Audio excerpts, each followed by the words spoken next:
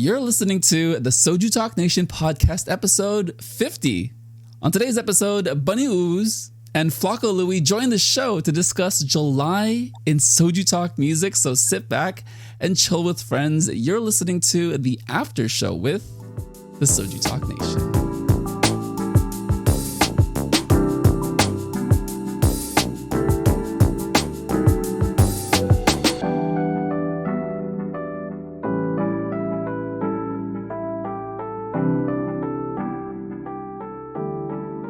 Welcome to the SojuTalk Nation podcast, a chill discussion on this month in the SojuTalk Nation. We're recording on Wednesday, August 3rd, 2022. I'm your host, Chris B, and joining me this month are two brand new guests, at least brand new guests together for the after show.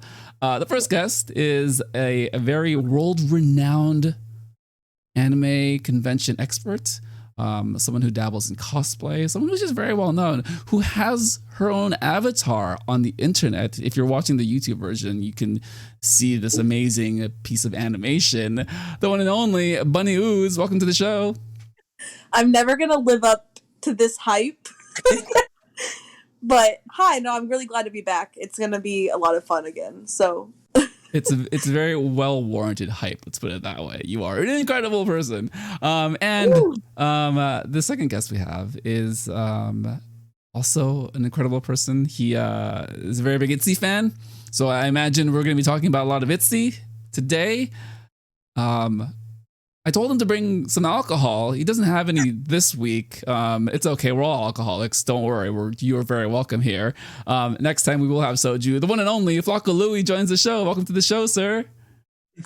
Yo, it's me. And I actually am sipping on a Smirnoff to replace it, but soju is usually the move. Usually the move. It's okay. We have a replacement. The Smirnoff will do for now.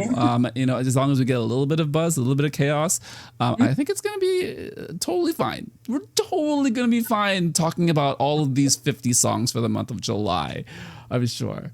All right. Well, welcome to the show. So this is our monthly after show recap of this month in SojuTalk music. July was wild. There were so many songs. I could not really pick which ones were my favorite. So kind of a spoiler, not really a spoiler. VVZ came out this month. They were not covered on the show. That would have been my top song. We're not going to talk about it because we can't, well, not that we can't, but it's just not an option. But yeah, it's wild. Real quick before we go over the rules, Bunny, how are you feeling about just the volume of the songs for this month? I think this is going to be a little controversial. I was able to pick my favorites very easily this month. Because I'm a Nyan stan, so I'm still kind of riding the pop high from June. So anything that was going to be my favorite had to top that for me. So it was actually a very easy decision for me. You know what you like. You've got your favorite person, Nyan, who just had some music, so I can understand the hangover is still very present. Someone who might be hungover tomorrow, Louis. How are you feeling about all the songs in July? Well, I'm just happy that I got to manifest what I said when I was on this street last time. But I wish everyone got their little summer song and everyone was dropping something, and I'm very happy to see that. Literally everyone. It felt like everyone from different eras, from different styles in K-pop, from different genres, but all kind of in celebration of K-pop. The one big notice I will say is that it's very girl group, female soloist heavy. But to be fair, April and May were very boy group heavy. So I think we're good with like a little bit of an extra June, July, women representation. I definitely am. So thank you very much. K-pop. Yes, K-pop is just one entity. Yes, it's a monolith. Hi. But let's go over some rules. So our top 3 songs, our favorite song of the month. We'll be going from 3 to 1, listing them in order. And these songs were covered on the main show. So shout out to Doug, Warren, and Anita. Shout out to episode 200. Just came out today. We'll talk about that a little bit later in our closing thoughts. But yeah, big big day for them. Big moment. And then if there are any overlaps, we've got some alternates. I hope I can use some of my alternates. I have about like 7 songs I'd like to talk about, but we'll figure it out. The order wasn't really random. I kind of just chose it. So we're gonna have Bunny start us off. Bunny, what is your number 3 song of July in SojuTalk music? My number 3 song was Stacy's Beautiful Monster. I really liked this song, and I was kind of sad that that they weren't vibing with it as much on SojuTalk. I was like, no. Yeah, let's kind of backtrack with Stacy, right? So they have had an incredible start to their career, right? From So Bad, ASAP, Stereotype, Run to You, all amazing songs that I love very much. Songs that have put them in my top 1 or 2 favorite girl groups. Beautiful Monster. I think I kind of convinced myself to love it more than I probably, well, maybe not more than I probably should, but I really just wanted to love this song. And there are a lot of great redeeming qualities of the song, right? The crew, I think the crew is generally mixed, but also generally positive. Just saying that relative to the other Stacey songs that came out so far, not their favorite, but I still think really good and high quality. Louis, where are you at with Stacy being the number 3 song for Bunny? I personally, I am a ginormous Stacy, but I have to. I did tune in for episode 199 where they talked about it. I'm pretty sure, and when they talked about it, it did make me sad that it was kind of low. But at the same exact time, I kind of agree that it's like on the lower end of Stacy songs, because Run to You was great, and I don't know, it's really hard to make a song that like can keep on being top 50%, and I feel like Beautiful Monster is definitely on my lower Stacey songs, but number 3 is a good spot. There were some things Warren said about Beautiful Monster that really stood out to me with regards to the way that the song was put together. It's not doing like the typical K-pop things. It's actually doing kind of a nice blend of summery songs. I talked about this with KME, K Music Every Day. I think it was last week actually.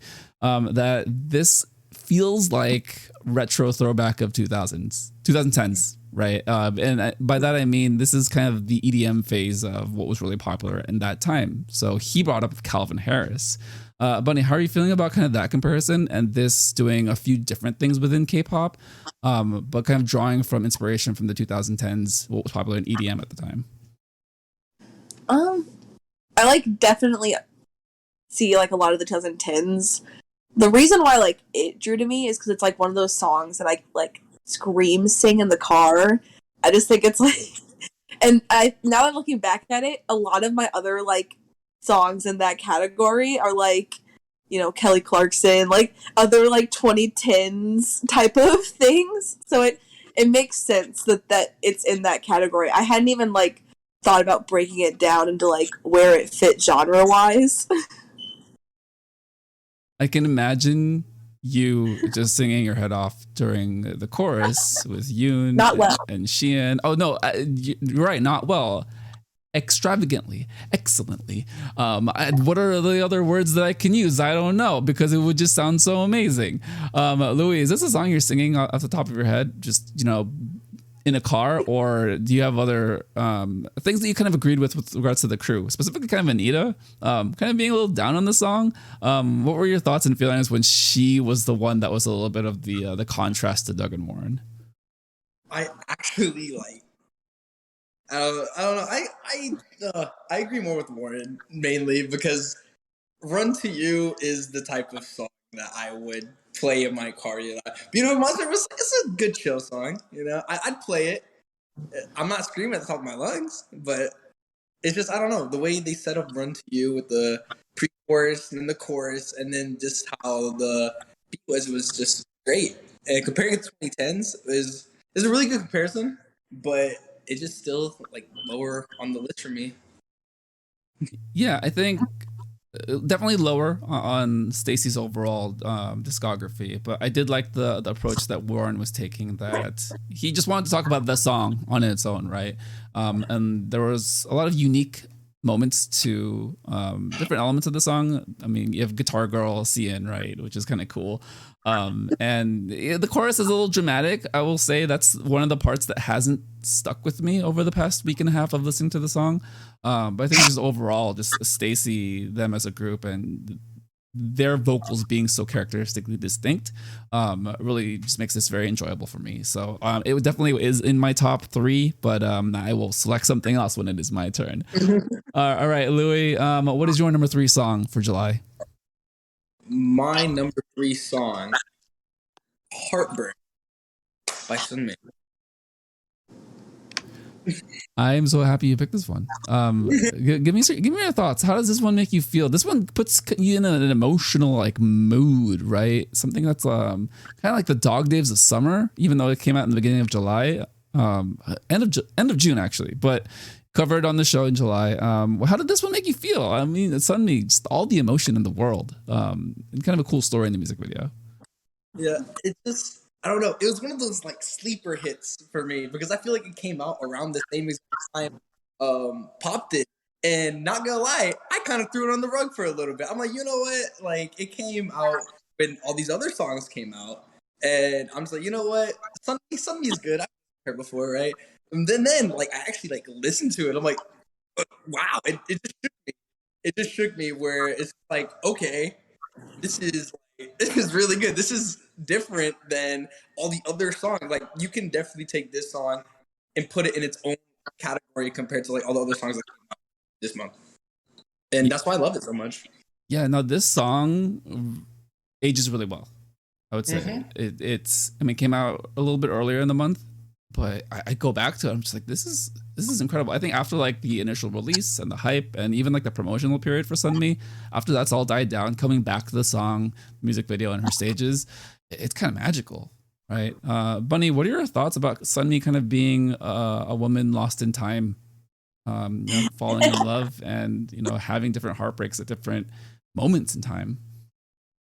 Well, this song was actually on my ranking, so I'm really excited that it's getting talked about because I like really some of my favorite summer songs are a little bit more toned down, like this one is, where you get to like focus a lot on like one storytelling in the music video and two, like the vocals and like a theme. So that was really amazing. I think her promotions for it, she did like tons of collaborations on like TikTok. It was just really fun to get to watch. Yeah, it really showed you the kind of the reach that Sunmi has across different generations of people in Korea, different idols, right? All of her friends that she kind of grew up with from Wonder Girls 2007, I think is what they mentioned on the show, 2008. And now she's just hanging out with all the youngins, just like, it's not even a thing because they all love her music. What really struck me about this song, kind of listening to it again this week, is that I couldn't place the genre of the song. I know they initially talked about it as kind of a country song. Today, I finally landed on it, and it hits in the late 80s, early 90s soft rock. So thinking like The Police, Sting, some elements of California Dreaming, if you know that really old song. And I was just like, yeah, I think she found a way to kind of take retro from that era that nobody's really... I feel like there's just so many like different like hidden gems of retro between the 80s and 90s that people are still uncovering. This song definitely does that because I do think the initial feeling is country, but sitting with the song for a little bit longer, the course of a month, and really trying to feel out like where I've heard this before, it really takes me to that soft rock kind of melodic pop music of the late 80s, early 90s. So yeah, no, I just love this one very much. All right, my number 3 song. I've struggled with this, guys. I don't really know where to go with this. So let's. All right, I'm gonna be a hipster and say, well, it's not really a hipster take. No, let's do this. I'm gonna do Cosmic Girls' Last Sequence. That's what I'm gonna do. I'm going to pick the Space Girls because I fell in love with them on Queendom. This is the year that I kind of went into a lot of girl groups that came out over the last 5 or 6 years to kind of see their discography, their wide discography. Cosmic Girls has a lot of songs, a lot of albums, and kind of learning about their character and connecting with them through that show has really made this release just more impactful for me. Louis, what did you think about Cosmic Girls? Being underwater, kind of, sequence, a lot of sequins, and this very runway house, deep house track sounding song. It was really good, actually, and it was actually on my top 3 for a little bit until I kept on going and really ranking the songs. And it's like, I actually really didn't want to take it out of my top 3, and then I was like, I have to. So, but it was great though. It was a good drop. I really like music with really good drop, and the singing was just phenomenal. And they have a lot of songs. So many of their members are talented. Like, there's a bunch of solos that did that I was also looking into. But in general, great song. Just, oh my god! Yeah, this is so good. Yeah, no, there's something kind of magical about them coming back together, kind of slowly coming back together throughout the year. I know Bona wasn't part of the first few, third of Queendom 2, and then Dawon wasn't there at all, and then just them all coming together and just kind of showing that they are a different side of K-pop, because I think this concept, this sound, specifically like deep house, was very popular at a certain point in K-pop, but I think there's just so much variety right now that because they are the only ones doing it, it just feels very fresh. Bunny, what are your thoughts about kind of the crew's feelings about this one? A little bit mixed. They did like the visual aspects of this release, but there was some elements about the singing that they were debating. Was there anything like that that was a hang up for you for this song? I didn't really find myself disagreeing a whole lot, just because I personally wasn't the biggest fan of this comeback. I think it's like a good song. It just wasn't like a standout, and it came out around the same time as another like Queendom comeback that I liked a lot better. So I think it kind of got brushed under the rug, but I do agree, the visuals, like, the impact of that was great, and I think that I think one of the strongest things in K-pop you could do is have a good concept and a good visual to work off of.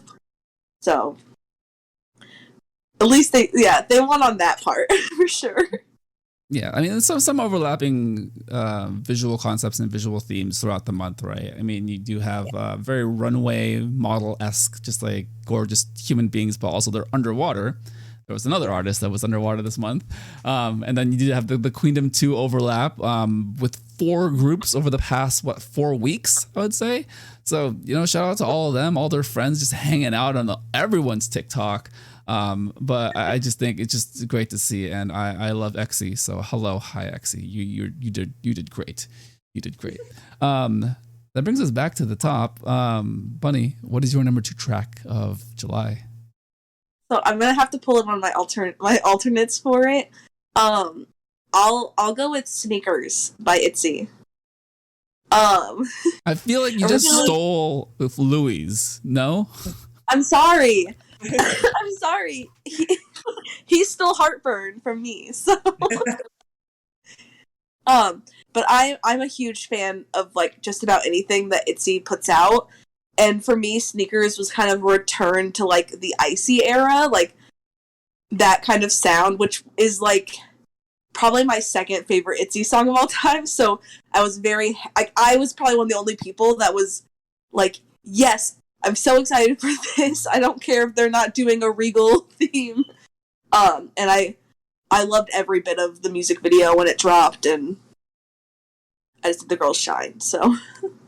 All right, Louis. So you guys traded songs. You are a huge ITZY fan. How does it feel having them back? Middle of summertime, a lot of summertime music, just genre wise. But then them kind of returning to form is how Doug put it, and doing the ITZY genre right here in the thick of things. What are your thoughts and feelings of ITZY? coming back with sneakers? My thoughts and feelings was I was actually really confused with as soon as they came out with the World Tour stuff that we saw with the Checkmate little era thing. I expected something completely different before they even dropped sneakers. And when they dropped sneakers, I actually I didn't actually vibe with it that much. It was a breath of fresh air compared to like what they usually do anyway. But it was completely different from what I thought it was gonna be. With like the whole Checkmate thing, they posted a bunch of teasers, and it was a completely different vibe than sneakers. You know, it's still a pretty alright song personally, but their B-sides weren't their B-sides weren't that bad, but it was just super. I don't know. It just caught me off guard, I could say.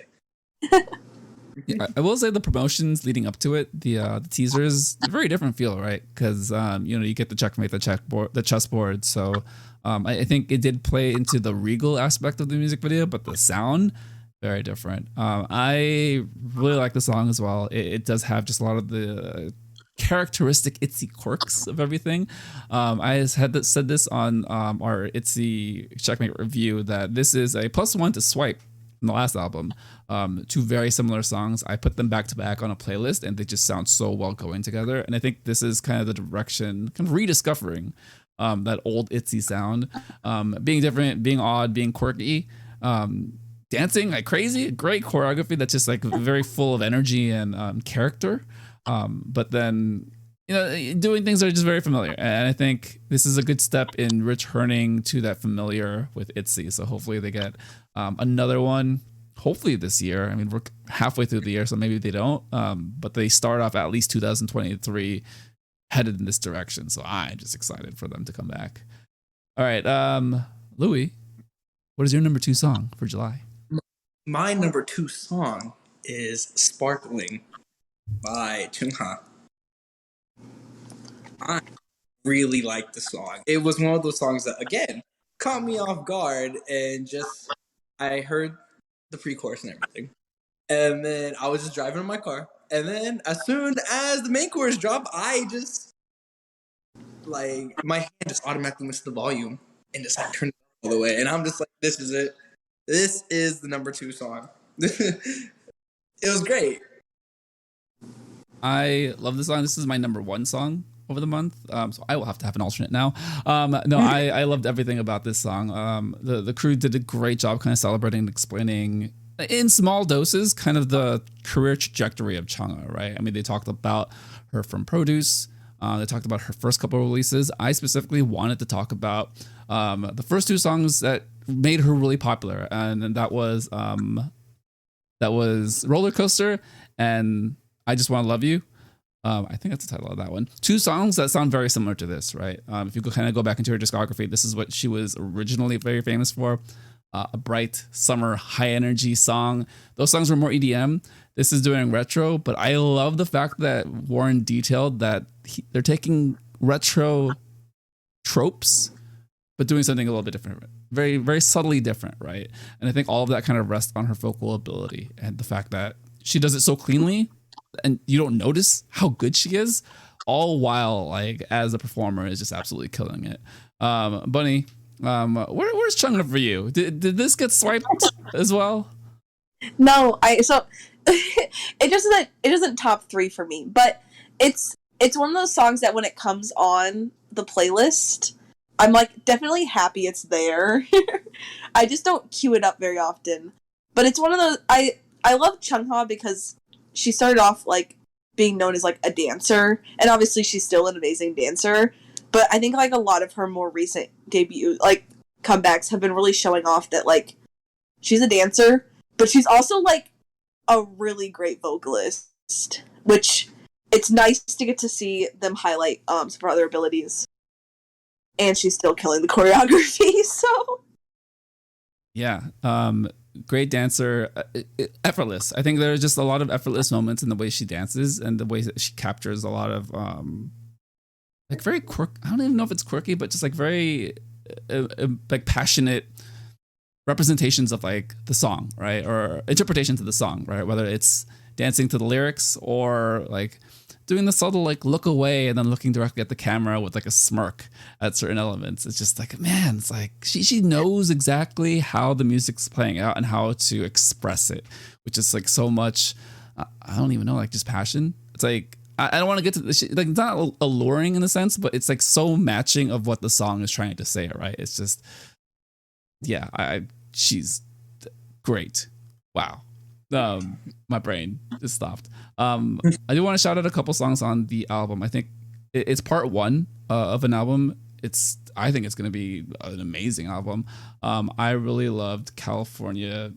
I think it's California Dreaming actually, which funny enough, we just talked about a version of that song. That song she played at Waterbomb. She kind of previewed it before even this song came out, and yeah, that song is great. Please check it out. And the other song that I really liked on the album was Love Me Out Loud. So 2 great songs to kind of give a little bit more of Chungha with a little bit more range in her singing. All right. I guess that's me, my number 2 song. Do I do it now? Nah, it's okay. I'll take the hipster choice, I guess. And I'll do Haze with Undo. I am a sucker for retro songs. I'm a sucker for haze and coffee shop music. I listen to her music like all the time. I probably should only be listening to her during like fall and winter because like that's the time of the year where it's gloomy and cloudy and like less sun. But the way that this song works for her voice, it was just like, oh, so she's doing retro.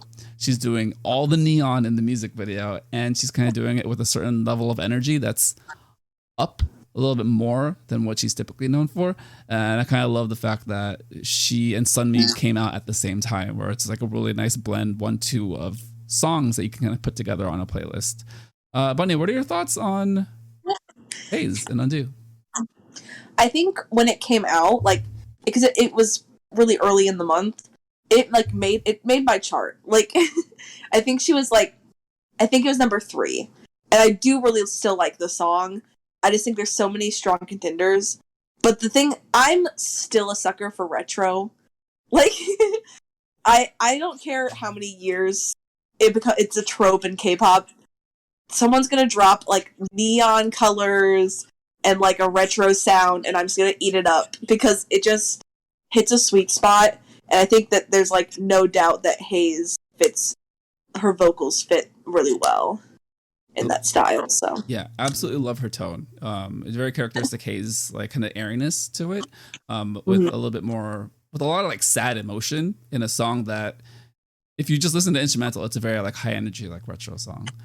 Louis, what are your thoughts about, kind of being sad in the 80s and kind of enjoying all the neon lights and driving through the streets that Haze goes through in this music video? The fact that you just took my number 1, actually. I personally love her. She is probably my top soloist next to BB, probably. Let's go. Oh, okay. Yeah, and let me tell you, when she dropped this album, I got the little Spotify notification, and I listened to the entire thing. Then I caught myself like listening to the entire thing again and again. And then when you brought up the seasons that you could listen to her, don't forget about Autumn. Literally a song, Autumn in it. But I absolutely love her. I feel like she deserves all the music show wins. This album was amazing. I don't know. I'm usually into like super high energy type music videos or like just songs. Like pop is amazing, but I don't know. It's just something about how Haze does it that just makes me put her on top of everything. It just blows my mind. Yeah, she definitely has an artistic direction that. And they mentioned this on the show that P Nation, for some reason, knows how to do for her, where kind of the other artists at P Nation, a little all over the place, a little chaotic, maybe intentionally, which is how chaotic Hyuna and Dawn have been. But Haze, I think they definitely have found the lane for her music and kind of allowed her to kind of express herself in a little bit more of a like wider audience way, because her music very coffee shop, very popular for that part of Korea, and I know it's just very popular in general. But I think for stuff like for us, I mean, we just kind of love like this retro, and I love that she can flex that for this song. Also, shout out to the coloring in this music video. They do a lot of nice balancing between hot and warm colors, between the neon and putting her in different locations where she is kind of in the shadow. And then kind of like contrasted with her being in the convenience store where it's incredibly bright, but like hers kind of being in the central focus of all the emotions. So yeah, no, just Hayes, number 2. And you're number 1. So you are a hipster too. Nice job, sir. A little bit. All right. Brings us back to the top. Bunny, you have your number 1 song for the month of July. Yeah. What is your number 1 song? I think I'm going to pull the trigger and say New Jeans. Specifically for me, it's Hype Boy, but that's because the music video, the concept of having like 4 different videos, I know that the crew wasn't as into it, but I thought it was genius because I sat there and I listened to all 4 in a row, and then I was like, wait, I have to watch that one and catch details. And it made me love it because I had listened to it so many times in a row that it was like in my head at that point. You did it. You pulled the trigger. So we decided this ahead of time that we were going to cover New Jeans as a release, as a whole release, and that we were going to pick our favorite song. You picked my favorite song as well. I too loved Hype Boy more than over Attention and over Cookie and Hurt. I feel very similarly about the presentation of the different points of view. I thought that was a cool bit of storytelling. I talked about this with Cammy that they kind of put you into a modern teen like television show. Gossip Girl comes to mind. Riverdale comes to mind. The show on HBO that I will not compare it to because that's a little bit too scary for a lot of people. But you know, the one with Zendaya. Yeah, a lot of those things very similar. But this one's very PG and fun and bubbly. You know that these kids are being kids and they got parents that they have to like call at 9 o'clock, say I'm on the way home. But with regard to the song, I just really love the chorus and the choreography. I think that for me kind of pushed it over the edge over Attention. I think Attention is fantastic. I think it's great. But there's just something about Hype Boy where I'm always looking forward to that song and that chorus. You know, where Attention does a nice job of being even throughout the entire song, but there's just something a little bit extra, a little bit magical with Hype Boy. Louis, what is your favorite release from New Jeans this month? My favorite release from New Jeans is actually Attention. I really like it. And the fact that New Jeans can just pop off like this as soon as they debuted is kind of scary. It's giving me like AC vibes with like as soon as they hit ASAP and Stereotype, just all like bangers with just a couple months in between. Like it's insane. But the fact that New Jeans came out with this whole entire album, it's great. I'm really impressed, if anything. Like I'm newer to K-pop than any other fan that's probably listening, or compared to you two, I'm new as hell. Like I started at the beginning of this year, basically beginning of last year almost. And wow, just the way that they took off is insane. I hope they. What are your thoughts on 4 music videos being released in 2 weeks? So essentially getting the entire mini album, dropping on a dime with no notice, and kind of in a lot of ways replicating a Western release model, right? Where it's just like, here's the music, no teasers, no build up. How'd that work for you, Louis? I think it's kind of like, I mean, personally, I think it's like kind of normal because, like I said, I'm newer to K-pop, so I'm not really used to it. I'm starting to get used to all these like teasers and everything. And then as soon as they dropped like before, it was kind of crazy at first. But the fact that they did it, I don't. Do you know what label they're under? Because I don't know. Adore, so umbrella of Big Hit Hype. So like BTS, right? Yeah. Mentioned on the show that it's very easy to market them as the little sisters of BTS. So yeah, I remember that line exactly. But it's wow. As soon as they, I think I forgot who it was, either Doug or Warren. But they're saying it's super easy to market them like that, and the fact that like just with that, they're gonna get a huge following just from that. And I agree with that completely. And the fact that they do the entire 4 music videos, I think they're setting themselves up for a standard that they're gonna hope that could continue, and obviously with the quality of the music as well. But New Jeans, as they are, they're great, they're amazing. But I really hope they keep up the momentum. Yeah, just it's very much a shock to the system, right? It's just very different approach to what we're used to in K-pop. Bunny, I did want to get your thoughts on some of the more questionable moments of New Jeans over the past few days, actually, with the release of Cookie. Yes, a lot of discussion on the main show, a lot of discussion just on the interpretation of lyrics and kind of a cross-cultural disconnect. Overall, how did that hit you coming across that news and coming across a lot of the reaction on the internet for Cookie? I'm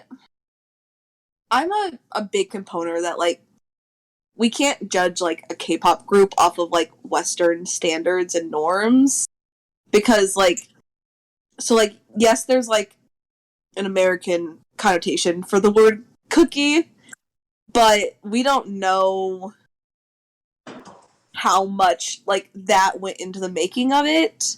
And since it's a song that was produced in Korea for a Korean artist, we should just assume that that's not part of it. Because I think assuming that someone would give a group with a 14-year-old in it a song that's anything else is kind of like a yucky feeling. So I'm going to give them the benefit of the doubt that this is a song about, the girls giving their music to their fans, and like this cookie being like representative of like a treat or a gift like that.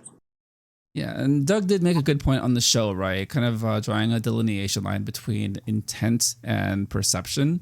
So yes, like maybe perhaps the intent is to be a little bit more innocent, and very much based in kind of the Korean cultural perspective of these words and phrases, and also the translation, right? The translation is translated in English to make more sense grammatically, but they may not also be direct translations. However, I do want to at least call out the fact that those translations are official and that it does really look bad. And the fact that nobody was in the room that was an English speaker or came from like a Western background to say, hey, can we like look out for these lyrics and just like make sure that it's not open to a broad interpretation? I think that was kind of the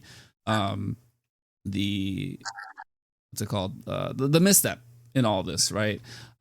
Ultimately, I think the song itself sounds great. I think it's a really cool song. I think the video, it's kind of a performance piece. They danced it really well, and a lot of cool, just like a bright, colorful soundstage settings, right? So all pretty cool presentation of Cookie. I think I lean into the side of please err on the side of caution when you are representing young girls who are 13, 14, 15 years old, because the world is a big place, and yes, one culture sees it one way, but if you are going to cater to a wider audience, specifically the West, you got to be cognizant of how it's all going to play out. Ultimately, I'm on the side of I like the way the music sounds. I'm good with that.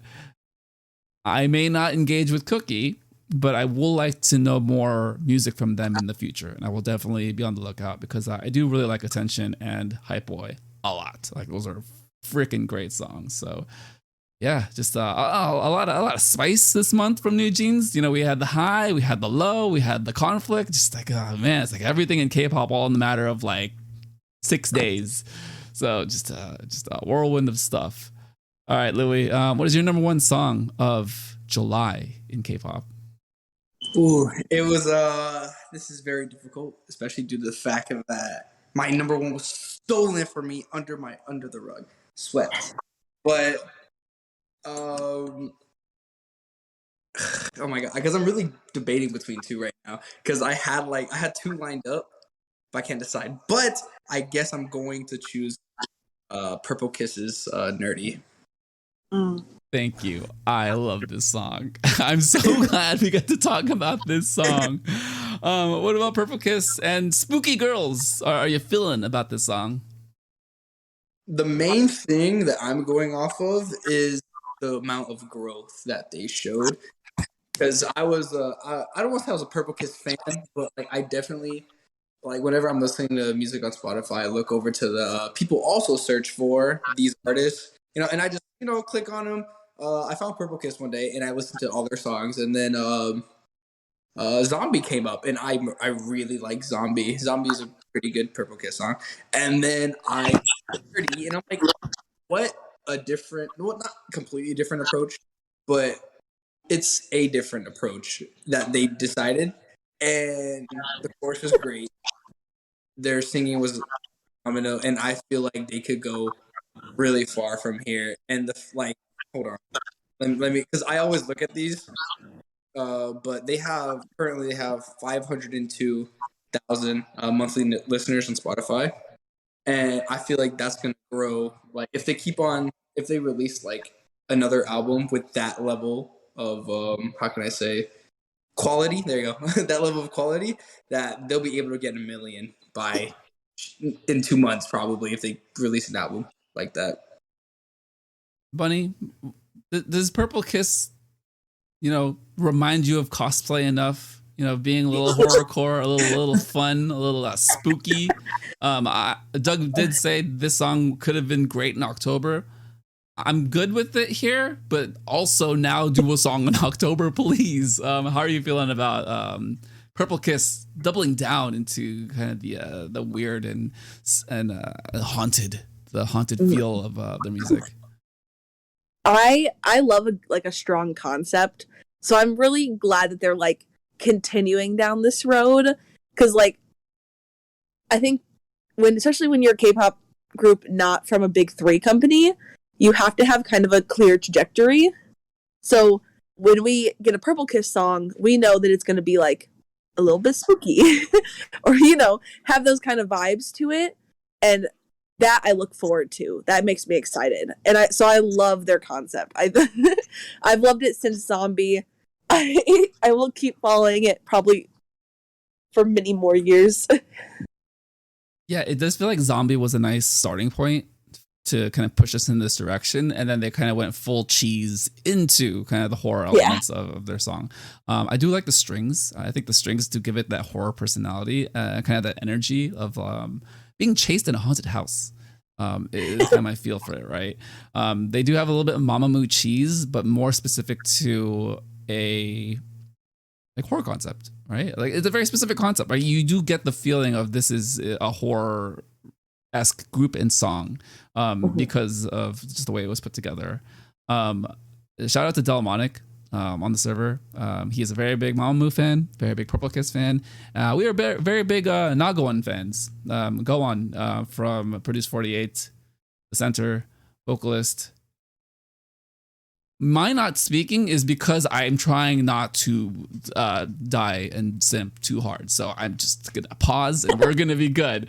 Louis, your final thoughts on Purple Kiss #1. Do you feel like they are doing a nice job carrying on the vocal quality that RBW and Mamamoo have built up over the past, over the history of the company?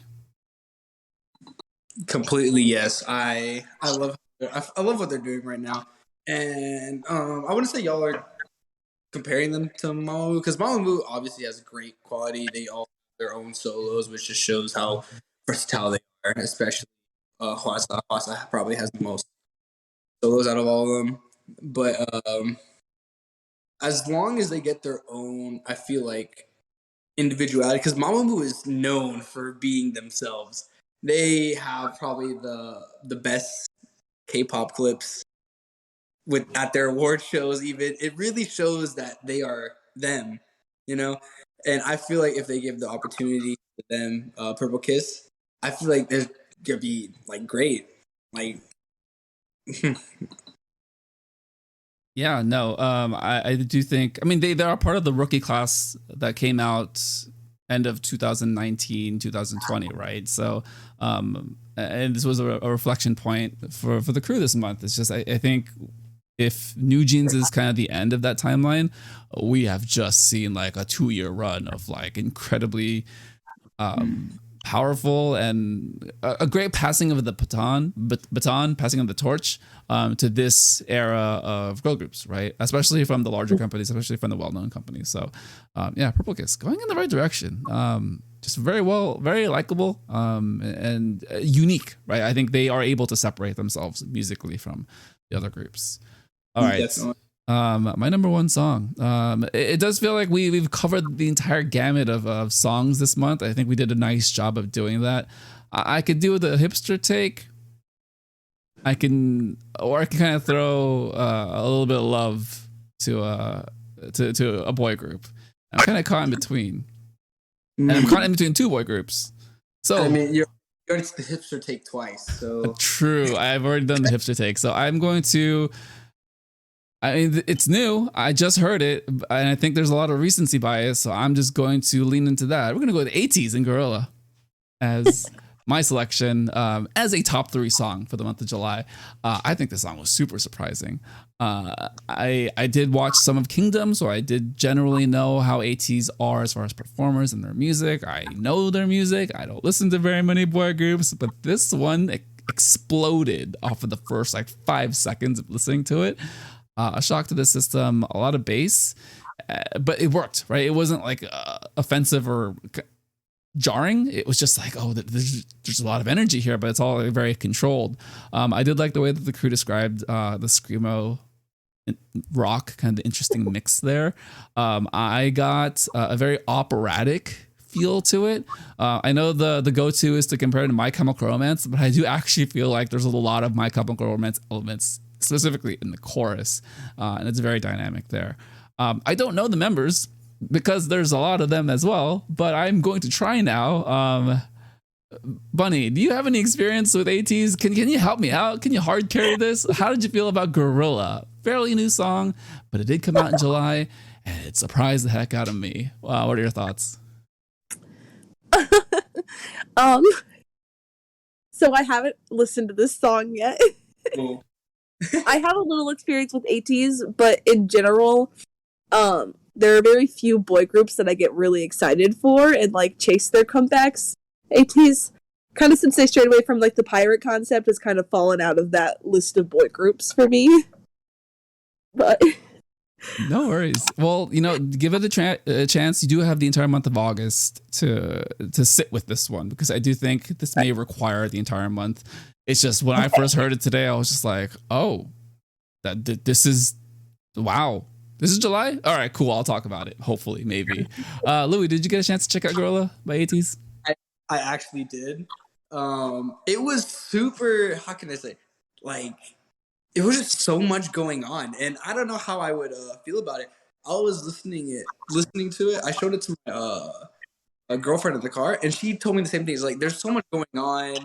There's so many like things. I wish I saw the music. That's one thing I didn't do. I did not watch the music video for this one, but the song in itself, because I really like guy groups as well, but like when you said more bass, I enjoy more bass like Stray Kids' God's Menu. Like that type of bass is great, but I don't know. ATEEZ's bass it was good, but it wasn't. I don't know. It wasn't top 3 for me. Hey, no worries. This one it does a lot of crazy things. I will say that, and I think the shock value was enough for me to kind of give it some notice. But I will be curious to see where the song kind of ends up in the next couple of weeks, sitting with it a little bit longer, right? So, I think if anything, this song separates itself from a lot of other music. And again, this kind of falls into like we're in the golden age of K-pop in a lot of ways, where just so much variety and so much experimentation and a lot of different directions that, just very unexpected. We didn't even get to talk about J-Hope. Maybe I should have said J-Hope. I apologize for talking about J-Hope. Well, let's do some honorable mentions real quick. And I will say J-Hope, More, and Arson, great songs that pair really well together. I kind of feel like More was the title track. Or at least it was presented that way with a lot more elaborate of a music video. But Arson, I think, does a nice job of continuing on in that very grimy, angsty you know, hip hop rap that the J-Hope is going for. Louis, what are your thoughts on J-Hope and, you know, this flip in genre for him as a soloist? I actually really enjoy it. It wasn't top 3 level for me, but I actually enjoy songs like that. Like, I can compare them to a couple other Korean rap artists. I can't think of any off the top of my head right now. I need to look through my playlist, but I definitely threw him in there. He's definitely in my playlist right now for my Korean rap. It was super like cool to know that he can stay away from the BTS stuff. You know, he has his own identity, especially with how if you compare him to the other members stuff, especially with Suga with Psy, like that one was great, but Arson, it's like, wow, that's different. I like that. If he could drop more stuff like that, it would be amazing. I enjoyed stuff like that. He's going through it. Let's put it that way. Bunny, any thoughts on J-Hope's emo rap phase? Is it even emo? It's like really dark and just like he's got a lot of things to work through. You know, his growing pains as just a person. First of all, what did you think? And second of all, did you go through this phase in your life? It actually kind of surprised me. I mean, I saw like, because J-Hope, like, on variety shows and, like, on interviews and stuff, is such, like, a loud, like, happy personality. So, like, it's such a different sound than from what I expect a J-Hope solo to be. I liked it all right. It's not on my playlist, but I didn't, like, actively dislike it. And I absolutely went through an angsty emo phase. I think anybody who likes anime went through an angsty emo phase. Yes. That's all I got. One of these days you'll share all of those stories, and then you'll talk about how going to anime conventions helped you out of that. At that moment, I'm just going to continue to bring up anime conventions because you are apparently very famous at those. But Bunny, do you have any honorable mentions for July? Does it need to be one that they mentioned? No, it could just be something that you enjoyed that was released. Okay. Because this is a little bit out there, but probably one of my top 5 songs this like month was High-Key's Run. They're like kind of a little girl group. Not the tiniest, but it's a really good song. It's a really good summer track. I don't really expect you guys to know it if you don't know it, but I would kind of put it out there with like an AOA summer track. It kind of gives those vibes. God, you're so good at this. Yes, High-Key did have a release. I will just be completely honest. I missed it, but Delmonic has been telling me to listen to the release for weeks. So, yeah, I gotta put that on the playlist. Did you catch that song, Louis? I did not actually. Okay. After this. No worries. That's homework. God, that is homework. Okay, High-Key. Got it. I do. Yeah. I'll swing it back to you, Louis. Any honorable mentions for you, sir? My honorable mention has to be 17. Actually, with the world. Yes, that was my conflict. I wanted to talk about 17 or 80s. Go ahead. Why do you love this one? It was a good song. They did what 17 does, you know, especially with their. I think their last track was "Darling," and it fit the entire vibe. You know, it like you with the guy members. I can't name every member of 17. There are way too many in 17. But this song definitely was good, and the fact that they stuck to their roots was really good for me. And it was catchy. It was pretty catchy.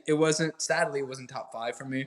But I definitely have to give this one a shout out because 17, this song was pretty good. I have regrets, guys. My list, 17 should have been here.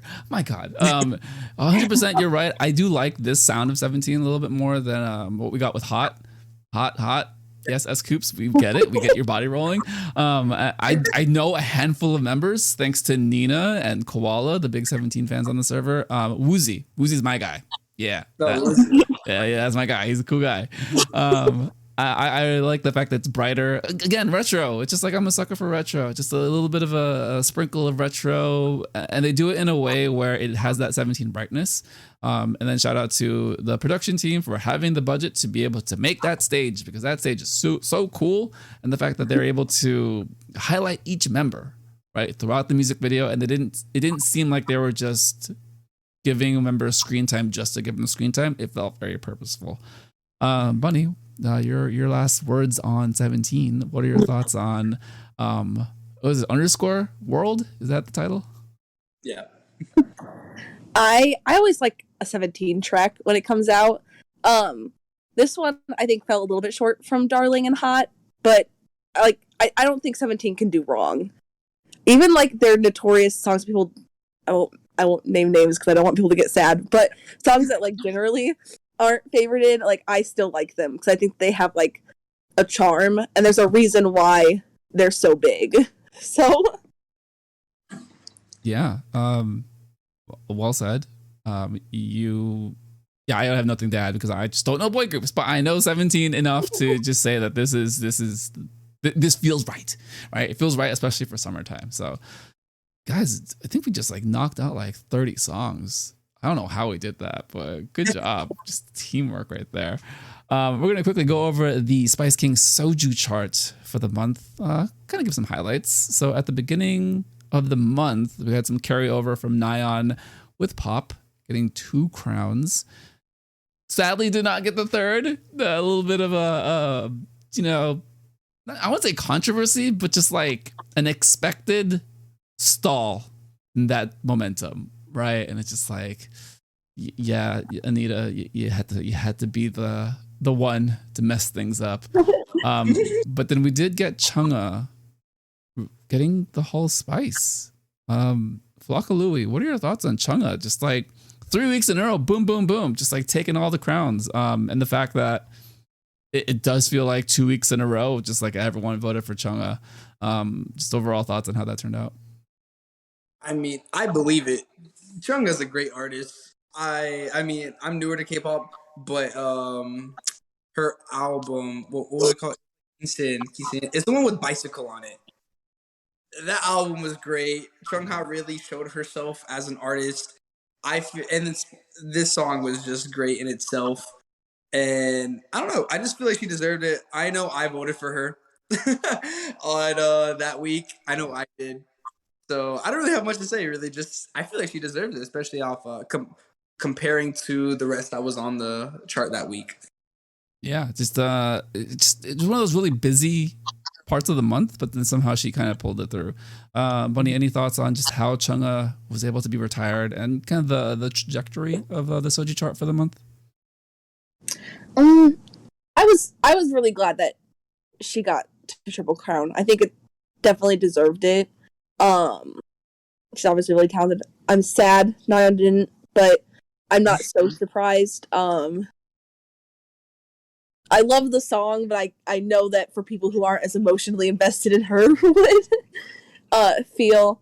And I don't know, I'm just kind of excited to see how things are going to go from here, and how I kind of want to know how long New Jeans will stay in the chart. Yeah, I haven't looked at the coming releases for the first week of August, but it kind of feels like the crew might just retire New Jeans' attention, right? I mean, it just takes the 3 of them to vote it number 1, and I feel like I don't see a song or a group or a release to challenge at the moment, especially with just the way that they talked about it so glowingly. So it's looking very likely that's going to happen. All right. Well, that was this month in SojuTalk Music. So many songs. Soju chart was kind of not as wild as I would have expected for a month that was so packed full of music, but just a lot of great highlights, and kind of indicative of just more of the crew thinking about certain songs a certain kind of way, specifically with Chungha and New Jeans. All right. We're going to move into kind of a reflection here. So the main show, Doug, Warren, and Anita celebrated episode 200 today. Let's start with you, Bunny. You've been around a little bit longer. I know you did catch some of the show. I'm still catching some of the AMA as well. But what are your overall thoughts and feelings about kind of the crew's kind of big moment, 200 episodes, and some of the things that they shared in the AMA, the growing pains? How was that for you, hearing them sharing those stories from like episode 1, episode 20, and then growing from that point? I liked how open they were about, like, kind of how they had points where the podcast wasn't always like something they were looking forward to.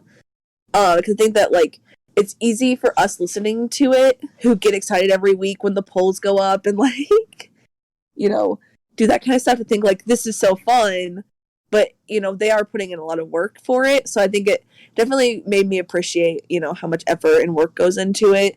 And I'm glad that they kind of have hit a stride where they're not feeling so burnt out by having to work on it. It was just, I think, getting to do an AMA and, like, hear them, like, answer some, like, our questions was nice, because it gave us a second to, like, get to know them, especially for people who haven't been listening, you know, since episode 1, because I mean, I've been here for a little bit now, but I definitely haven't been here, you know, since episode 1. And I think sometimes, you know, you need to take a second to kind of get to know the host a little bit more. So it was good. Louis, what's it been like for you to kind of come in fairly recently, but then seeing them get to 200 and it being such a very highly celebrated moment, not just for the crew, but on the server? Warren doing some really cool stuff with the AMA channel. And then just including us, right? It does feel like he wants our feedback. How's that experience been for you over the past 2 weeks? Well, first off, I want to congratulate all 3 of them making it 200 episodes. It's a lot of dedication and heart to do, and I'll definitely hard work. But me being a newer member, I kind of like discovered them off of like this really long road trip, and I don't know. I guess I was just thinking about this day, but I just didn't want to, I guess, listen to it. So I just looked up for a podcast, and I found them. I think I came like 190, maybe 187. I don't want to give myself too much, you know, time because I don't even know which episode specifically I came on. But, Bunny, if you're serious about being here since episode 1, well, congratulations! Wow, that's impressive. No. But the fact that definitely congratulations on them. They worked hard to get here. I can tell by being by a recent member, they're super close to the server, especially since like they say anything in the server at all. Like they're constantly saying it. Looking at Warren's tour updates through the Discord as well. But I don't know. I feel like they're doing a really great job of what they're doing, and I hope they go on for 200 more. Yeah, it's such a nice moment for them, right? Because Bunny alluded to it, but they did open up a lot about the ups and downs of just doing a show for this long, right? Kind of the momentum you have when you start, the kind of the excitement and newness, and then you hit a lull in the middle. They did show a couple graphics in the episode when there was a lot of growth and then not so much growth, and I think it coincided a lot with their feelings at the time as well, right? I think there was a drop-off period, and I can only imagine, or I'm just making a guess here, that was also a time when it may have been the hardest for them to do this show, whether that's Doug saying he looked at the numbers maybe a little too much than he should have, or kind of the feeling that covering K-pop was a chore every week, that sense of it no longer being something that you want to do, but something you have to do. I think a lot of that definitely weighs on, can weigh on anybody, right? But it's really cool that they've kind of come to a place where it's just a lot of fun. It's a lot of celebration. And I think there's a lot of self-sustaining mechanisms, whether that's the community, whether that's what Warren has quietly established, kind of the Google form, I think is a great quality of life change. And I do hope like the best for them kind of moving forward. I left a question for them. It was if you were awarded unlimited resources, what would you do with that money? I love their answer. They did mention that first thing they would do is they would do a studio show. That'd be great. And then they would hire people to work on stuff, whether that was like the social media or the recording or the editing. And then I think the piece of it that like really stuck out to me, it's like they would move the show to Korea. I was like, oh, you would. That's amazing. Because I think us in the West in America, me personally, I would love the idea that here in the States, we could do a show. We could do, I guess, we could take some studio space, whether that's in LA or New York, and then do a K-pop radio show. But I think the reality of it is being in Korea is probably where you want to be. Even if you're not like the super most watched, viewed show, I think there's still a larger opportunity for sponsorships there, specifically for K-pop. And I didn't think about it until they said it on the show. So, if everyone's listening and just like, somehow gets the word out to just, get them money, funding, whoever's super rich, whoever's a billionaire who just has a couple $100,000 to throw at that, please do, because I kind of would love that. So yeah. Bunny, any closing thoughts on 200 episodes? Just, how you feeling? I don't know. I still really enjoy getting to come into the server and like especially when big events are happening, like Stray Kids concerts, or like just getting to interact with the community is really probably one of my favorite things that SojuTalk has established. Because we talked about, I kind of mentioned it in my first episode, but I don't have a lot of like local friends that are into K-pop, so it gave me a place where like if I'm feeling really strongly about a song, or if I want to just kind of see how everyone else is doing with things, I have a place to go now. And so I'm super glad that they hit 200. I hope they hit 200 more. And I'm prepared to be here for all the next 200. So yeah, same. Louis, any closing sentimental thoughts and feelings for the crew?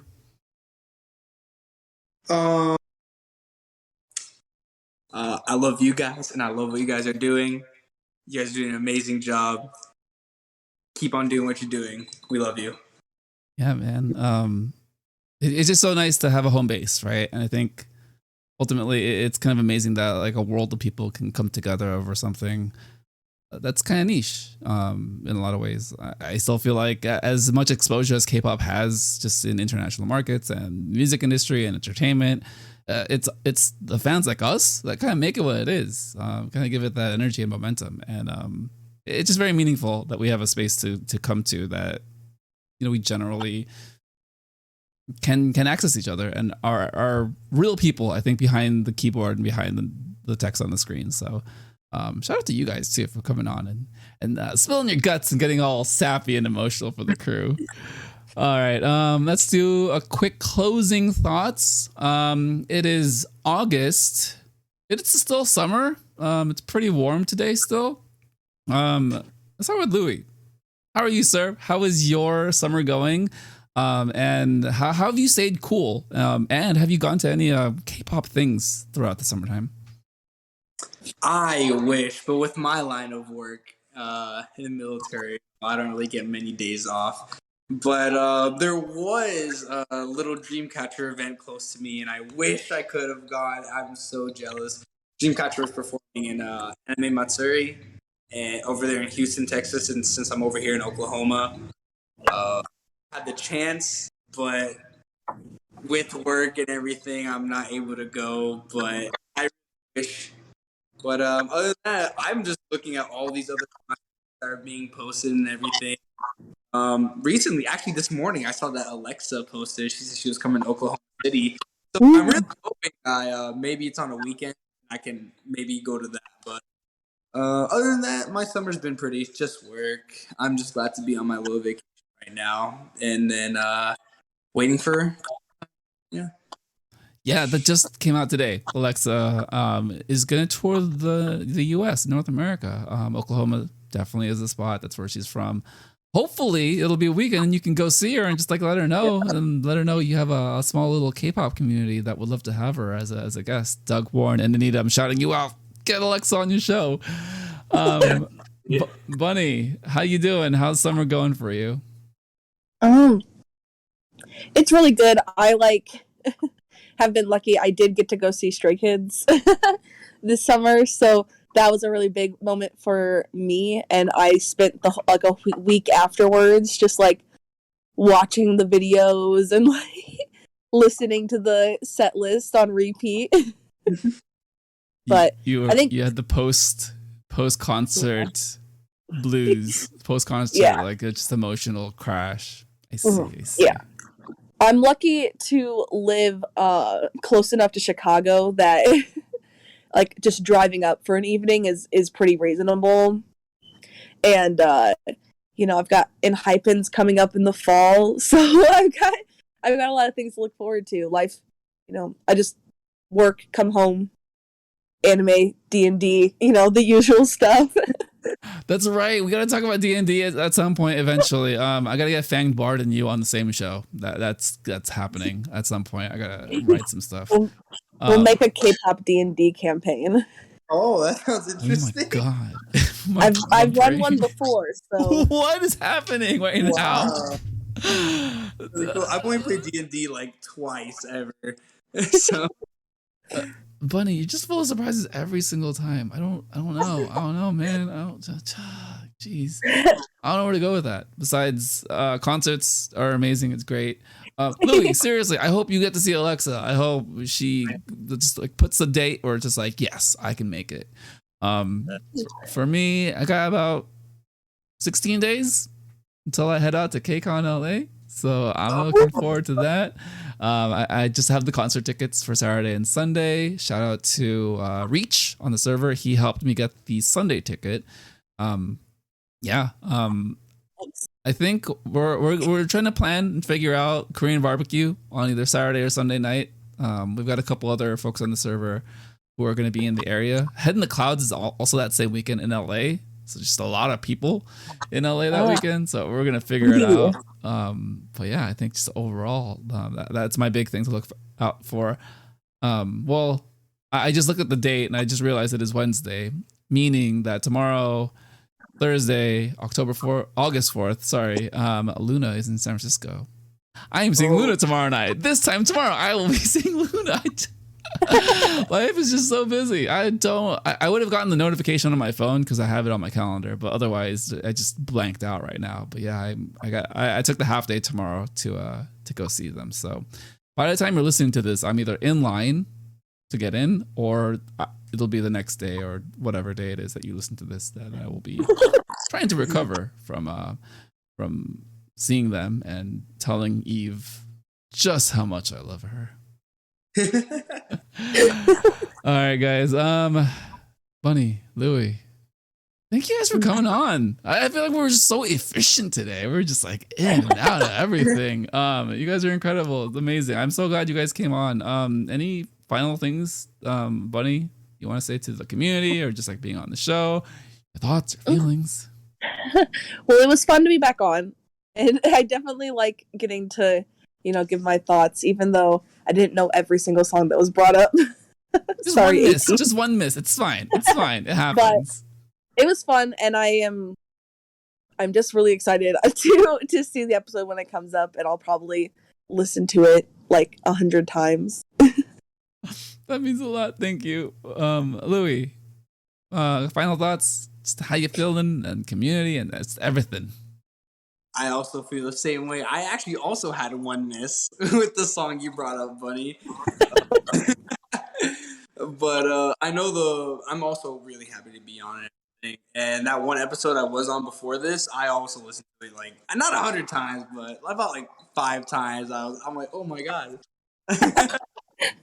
But I was super excited. And I'd love it if I can come on again. Maybe I can throw some more newer knowledge on it. Just I'm not too experienced, but I really hope you really have fun at KCON and everything. I really want to go, but next year's my year. Next year's my year. Next year's your year. That's the year. Calling it now, 2023. No, definitely we'll have both of you on again because it's a joy, just a pleasant experience and time to talk to you guys.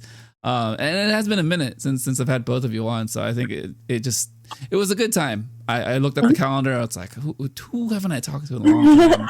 And let's bring them all together and just like figure it out. And it worked out well. So I'm so happy to have you guys.